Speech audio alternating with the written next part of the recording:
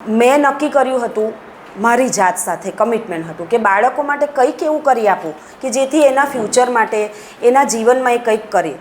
મારું બિલકુલ એ માનવું છે કે બાળક જે ભાષા બોલી શકે સમજી શકે એ જ ભાષામાં એનું શિક્ષણ હોવું જોઈએ. બાળકને શિક્ષણની વ્યવસ્થા એવી ઊભી કરવામાં આવે જે તે શાળામાં કે એ રમતા રમતા શિક્ષણ મેળવી શકે. નમસ્કાર દર્શક મિત્રો, હું પ્રતિમા સોની, વ્યવસાય શિક્ષણવિદ અને ખબર છે .comના કાર્યક્રમ ગુરુદેવો ભવની હોસ્ટ અને તમારી દોસ્ત. સુરત શહેરની અંદર હીરા ઉદ્યોગ અને કાપડ ઉદ્યોગની જેમ ઘણા બધા એવા ઉદ્યોગો છે કે જેની અંદર સુરત ખૂબ જ અગ્રતાક્રમે આગળ વધી રહ્યું છે અને તે જ રીતે શિક્ષણ ક્ષેત્રની અંદર પણ વિવિધ કાર્યો દ્વારા સુરત શહેર નામના મેળવી રહ્યું છે અને તે શિક્ષણ ક્ષેત્રમાં નામના અપાવનાર ઘણા એવા શિક્ષણવિદો છે કે જેઓના ખૂબ જ સુંદર કાર્યો દ્વારા શિક્ષણ જગતની અંદર ઉમદા કાર્યો થઈ રહ્યા છે. તો તેવા જ સુંદર કાર્યો કરનાર શિક્ષણવિદો કે જેઓએ ખૂબ જ સંઘર્ષ કર્યો હોય, એ લોકોએ પોતાના અનુભવોના નિચોડથી નવીન કાર્યક્રમો કર્યા હોય અને નવીન પ્રયોગો કર્યા હોય, જેનો પરિચય અમે તમને આ સિરીઝ દ્વારા કરાવવા જઈ રહ્યા છીએ. તો તેવા જ એક શિક્ષણવિદ આપણી સાથે ઉપસ્થિત છે, અંકિતાબેન નાયક, કે જેઓ વેદાંત ઇન્ટરનેશનલ સ્કૂલના આચાર્ય છે. તો ખબર છે .comના કાર્યક્રમ ગુરુદેવો ભવમાં હું તેમનું હાર્દિક સ્વાગત કરું છું અને આજની ચર્ચાનો દોર આપણે અંકિતાબેનની સાથે શરૂ કરીશું. અંકિતાબેન, આપ વેદાંત ઇન્ટરનેશનલ શાળાની અંદર એક આચાર્ય તરીકે જોડાયા છો. આપનો પરિચય અમારા શ્રોતા મિત્રોને આપશો. નમસ્કાર, મારું નામ અંકિતા રાજીવ નાયક. હું છેલ્લા 20 વર્ષથી શિક્ષણ જગતમાં સેવા આપી રહી છું. શિક્ષક, નિરીક્ષક અને આચાર્ય સુધીની સફરમાં મેં ઘણા બધા અનુભવો મેળવ્યા છે અને ખાસ કરીને મારા અનુભવ પ્રમાણે પ્રાઇમરી એજ્યુકેશન જે છે અને પ્રાઇમરીના બાળકો છે એની સાથે શિક્ષણ કાર્યમાં રત રહેવાનો મારો અનુભવ ખૂબ જ સરસ અને સુંદર મજાનો રહ્યો છે. હજી પણ જેટલા પણ વર્ષો સુધી મારે કામ કરવાનું થશે એમાં સાચે જ બાળકોને કંઈક અર્પિત થાય એવું કામ કરવાની ઈચ્છા છે અને બસ આ જ રીતે આપના જેવા વ્યક્તિઓ પણ અમને આવું સમય અને પ્લેટફોર્મ આપો છો જેથી કરીને બાળકો સુધી અમારા મનની વાત પણ અમે પહોંચાડી શકીએ. ખૂબ સરસ. અંકિતાબેન, એવું જાણ્યું છે કે તમે પણ બાળકોને જેમ શીખતા રહેતા હોય છે તે રીતે તમે પણ ઘણું બધું સારું એજ્યુકેશન મેળવી અને ઘણા બધા સંશોધનો કરીને આગળ વધતા હો છો. તો આપના અભ્યાસ વિશેનું શું છે? મેં આર્ટ્સ ફેકલ્ટી સાથે એટલે MA કર્યું છે. આમ મારા અનુભવમાં આમ મારા મનથી કે મારા રસનો વિષય જે કહીએ એ મેથ્સ અને સાયન્સ, પણ પરિસ્થિતિ પ્રમાણે લગભગ મને દરેક જ વિષય ભણવા માટે મળ્યા અને એ દરેક વિષયોને મેં સાચે જ રસપૂર્વક અપનાવી લીધા અને જેનો અનુભવ આજે હું બાળકો સુધી પહોંચાડી શકી છું. ખૂબ સરસ. તમારી શિક્ષણ યાત્રાની શરૂઆત ક્યારથી થઈ અને કેટલા વર્ષ તમે શિક્ષણ ક્ષેત્રને આપ્યા છે? મારી શૈક્ષણિક કારકિર્દી જે છે એ લગભગ 25 થી 27 વર્ષ ગણીએ, કારણ કે જ્યારે આપણો જે 90sનો સમય જે કહેવાતો એ સમય દરમિયાનમાં આપણે ભણવાની સાથે આપણી જવાબદારીઓ પણ ધીમે ધીમે ઉપાડતા જતા હતા. તો એની સાથે સાથે મને જે શોખ ગણો અથવા તો મારી જરૂરિયાત ગણો એ પ્રમાણે મેં શિક્ષણ જગતને જ વધારે મહત્ત્વ આપ્યું હતું. તો એ જ સમયથી મેં ફ્રીમાં ઘર આજુબાજુના બાળકોને ભણાવવાથી શરૂઆત કરી હતી અને ધીમે ધીમે ટ્યુશન ક્લાસીસથી પણ શૈક્ષણિક કાર્યની શરૂઆત કરી હતી. ત્યારબાદ પાલનપુર પાટિયા ખાતે આવેલી IN ટેકરાવાડા શાળાના કેમ્પસમાં PB દેસાઈ પ્રાઇમરી શાળા છે, જ્યાં મેં સૌ પ્રથમ શિક્ષક તરીકે કાર્ય કર્યું. ત્યારબાદ મારા કાર્યને બિરદાવીને ટ્રસ્ટીગણ, આચાર્ય મિત્ર એમણે મને નિરીક્ષક તરીકે આગળ ચાન્સ આપ્યો અને ત્યારબાદથી શરૂ કરીને એક ખૂબ મોટી કહીએ એવી જવાબદારી કે મારા હાથ નીચેથી દર વર્ષે ઓછામાં ઓછા 2000 બાળકો પસાર થતા ગયા અને મારી 15 વર્ષની આચાર્ય તરીકેની જર્ની પૂરી થઈ. ત્યારબાદ હું અહીં દિંડોલી ખાતે આવેલી વેદાંત ઇન્ટરનેશનલ શાળામાં પણ આચાર્ય તરીકે છું. અહીં મારા હાથ નીચે કેજી સેક્શનથી લઈને ધોરણ 10 સુધીના બાળકો શૈક્ષણિક કાર્ય માટે તૈયાર થાય છે અને એના માટે મને ગર્વ છે.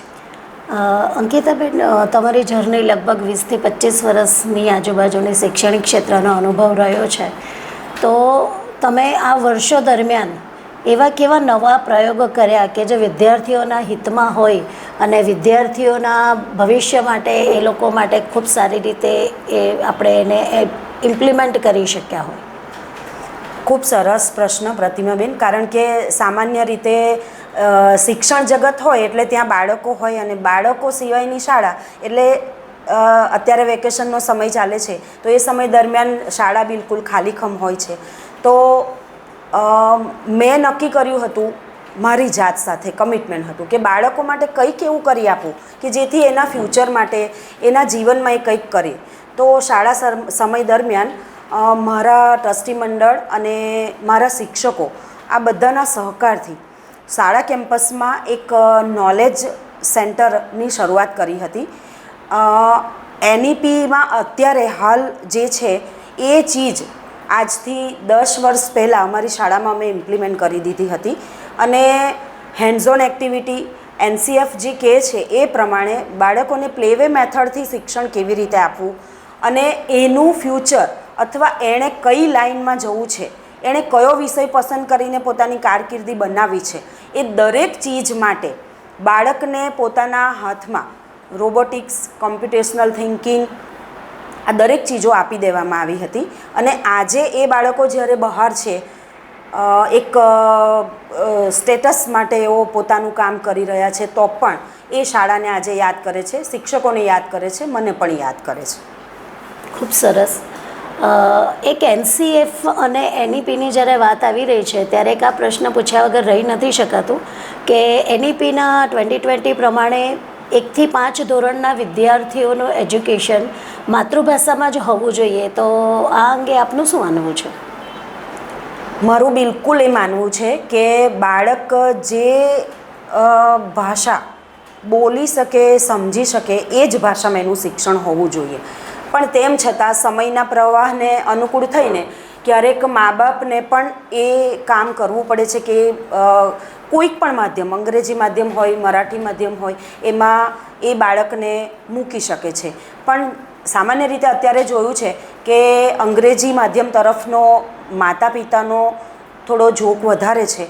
પણ તેમ છતાં થોડા સમય પછી એવું લાગ્યું કે હવે પણ માતા પિતાને થોડો ખ્યાલ આવે છે કે અંગ્રેજીને એક ભાષા તરીકે આપણે લેવી જોઈએ, નહીં કે એનું કોઈ પણ ચોક્કસ માપદંડ હોય જે બાળકને એના ફ્યુચર માટે નુકસાનકારક હોય.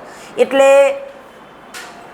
ધીરેથી પણ હવે એવું થોડું જણાઈ રહ્યું છે કે ભવિષ્ય એવું થશે કે માતા પિતા પોતાના બાળકને માતૃભાષામાં જ ભણાવશે અને એ સમયને આપણે રાહ જોવી રહી જ. એ એટલા માટે પણ કહી શકીએ કે માતૃભાષામાં આપણે કહીએ ને કે બાળકને સ્વપ્ન આવે અથવા તો જ્યારે ઊંઘમાંથી ઉઠે ત્યારે મમ્મા બોલે છે પણ માં નથી બોલતું, પણ તેમ છતાં એ મમ્માની પાછળનો જે એનો ભાવ છે એ માતાનો જ છે. એટલે એ તો એના ગળથૂથીમાં કહીએ તો ખોટું નથી. એટલે માતૃભાષાનું શિક્ષણ જ શ્રેષ્ઠ શિક્ષણ છે એવું મારું માનવું છે. અંકિતાબેન, આપણે શિક્ષણવિદ તરીકે માતૃભાષાને બચાવવા માટે અથવા માતૃભાષાની અંદર વાલી પોતાના બાળકને ભણવા માટે મૂકે તેના માટે આપણે વાલીઓને કેવી રીતે પ્રેરિત કરી શકીએ? ખૂબ સરસ. સૌથી પહેલાં માતૃભાષામાં એક મા શબ્દ સમાયેલો છે તો મારું એવું માનવું કે ઘરમાં માતા જે છે ને એ જ સૌથી પહેલાં માતૃભાષાને બચાવી શકે છે. ભલે એનું શિક્ષણ ગમે તે ભાષામાં હોય પણ જો ઘરનું વાતાવરણ એને માતૃભાષાનું મળવાની શરૂઆત થઈ જાય તો બાળકમાં એક અજબ જ આત્મવિશ્વાસ ઊભો થતો હોય છે. એટલે સૌથી પહેલી શરૂઆત એક માતાએ કરવી જોઈએ માતૃભાષાને બચાવવાની.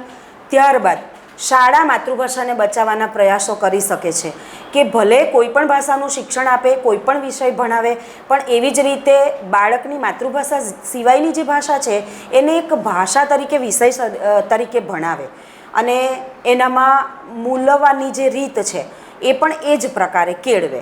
તો ત્યાંથી પણ આપણે શિક્ષક તરીકે માતૃભાષાને બચાવવાની શરૂઆત આપી શકીએ છીએ.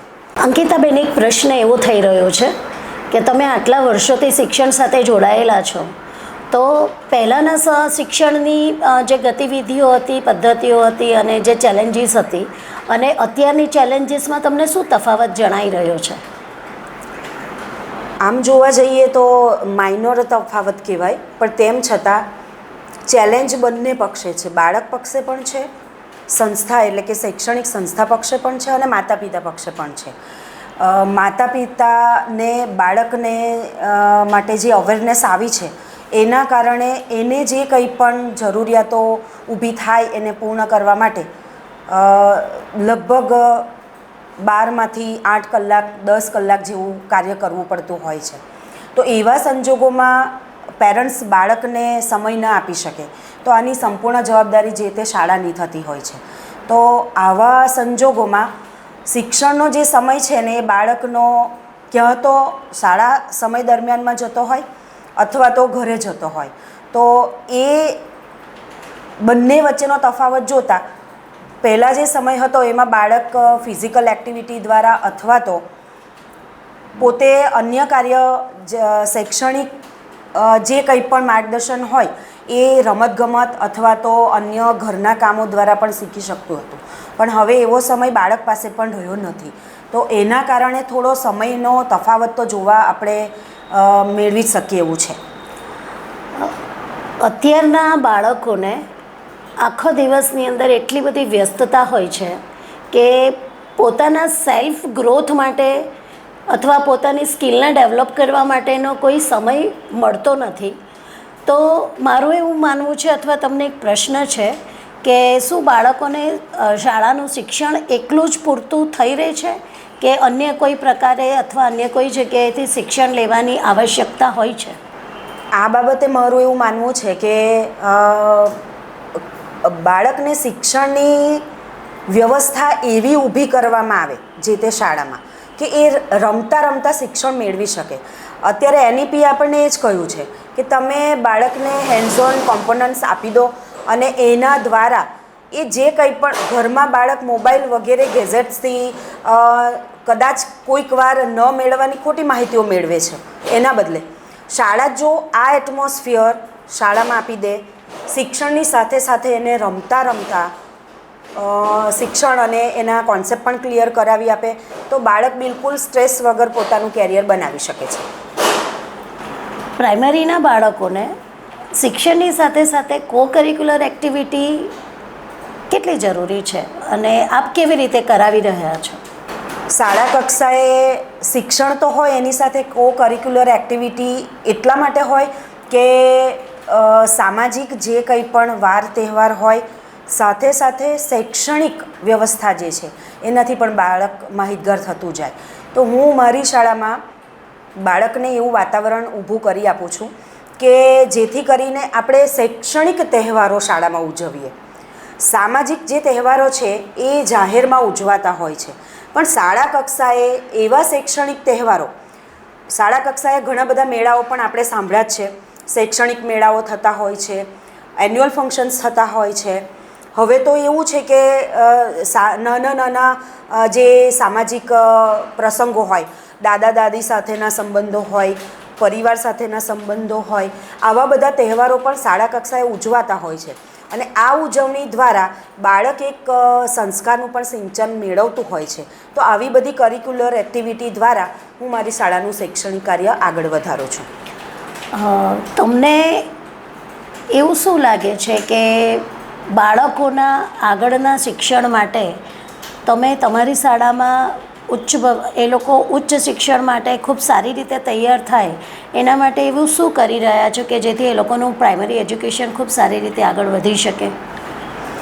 આ એક ખૂબ જ સરસ અને અગત્યનો પ્રશ્ન છે, કારણ કે સામાન્ય રીતે જોઈએ તો આપણા NEP પ્રમાણે જે સ્લોટ કર્યા છે એમાં KG થી લઈને 2 ધોરણ સુધીના બાળકો, ભલે આપણે કહીએ કે શિક્ષણ જગતમાં એનો પગ પેસારો થઈ જ ગયો છે, પણ એ બાળક છે એટલે એને ત્યાં આપણે પ્રવૃત્તિ દ્વારા જ શિક્ષણ આપવાનું છે. ત્યાર પછી જે ધોરણ 3 થી 5 છે એમાં આપણે બાળકોને ધીમેથી શિક્ષણ તરફ વાળવાના છે, એટલે કે એનું શૈક્ષણિક કાર્ય, લેખન કાર્ય અને ખરેખર એના જીવનમાં શિક્ષણનું કેટલું મહત્ત્વ છે એ સમજાવતા જવાનું છે. અને ત્યાર પછીનો જે બાળકની સમજદારીનું સાચું કહીએ તો સ્ટેપ છે ધોરણ 6 થી લઈને 12 સુધીનું. એમાં બાળકને ખરેખર શિક્ષણની જરૂર કેવી છે અને આગળ એને ધોરણ 10 અને ધોરણ 12 અને એ સિવાયની જે બધી કોમ્પિટિટિવ એક્ઝામ્સ છે એના માટે એણે કેવી રીતે તૈયાર થવાનું છે એ માટે એને સજાગ થવાનું છે. અને એના કારણથી આપણે શાળામાં જે મૂલ્યાંકન પદ્ધતિઓ છે એ જુદી જુદી પ્રકારે બાળકો સુધી પહોંચાડતા ગયા છે. અને સરકારશ્રી તરફથી પણ આવા દરેક પ્રકારના આયોજનો આપણા સુધી મળતા જ ગયા છે અને બાળકો સુધી જે તે સંસ્થા પણ પહોંચાડતી ગઈ છે. ખૂબ સરસ. ગુજરાત ગૌરવ પ્રતિષ્ઠાન સંસ્થા સાથે આપ જોડાયા છો, તો એ જોડાવા પાછળનો આપનો મુખ્ય હેતુ શું છે? માતૃભાષા ગૌરવ પ્રતિષ્ઠાન જે ગાંધીનગર એનું મુખ્ય કેન્દ્ર છે અને ચિલ્ડ્રન યુનિવર્સિટીના ex vice chancellor Shri Harshadbhai Shah દ્વારા અને ઓઝા સાહેબ દ્વારા આયોજિત આ સંસ્થાન છે. એનો મોટો એ છે કે ભલે બાળક કોઈ પણ ભાષાનું શિક્ષણ કાર્ય મેળવતું હોય, પણ જો એ માતૃભાષા નહીં જાણે તો એનો ભવિષ્ય થોડું પાછળ રહે એવું એમનું ચોક્કસપણે માનવું છે.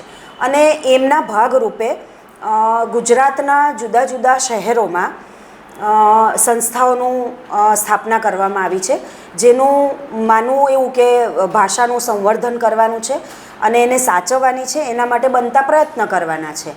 એટલે દરેક શહેર દીઠ કોર ટીમનું આયોજન કરીને એમાં શિક્ષણ જગતના શિક્ષણવિદો અથવા તો જેને ભાષા પ્રત્યે લાગણી છે એવા કોઈ પણ, પછી એ વેપારી વર્ગ હોય, બિલકુલ સામાન્ય કામ કરતા વ્યક્તિઓ હોય, વિદ્યાર્થીઓ હોય કે શિક્ષકો હોય, સંચાલકો હોય, આ બધા જ એમાં જોડાયેલા છે.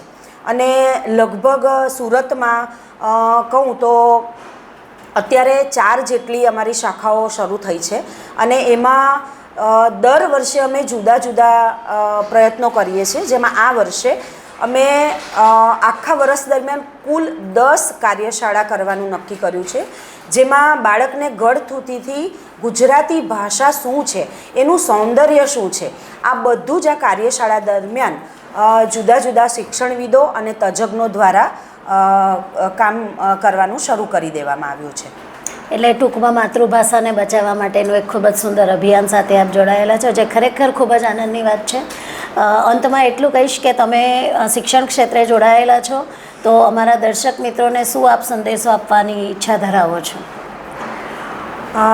બસ એટલું જ કહીશ કે બાળ દેવો ભવ એ એક એવું આપણને વાક્ય મળ્યું છે કે બાળક એક શિક્ષક હોય કે માતા પિતા હોય, આ બાળકને સાચવવાની સંપૂર્ણ જવાબદારી આપણી છે.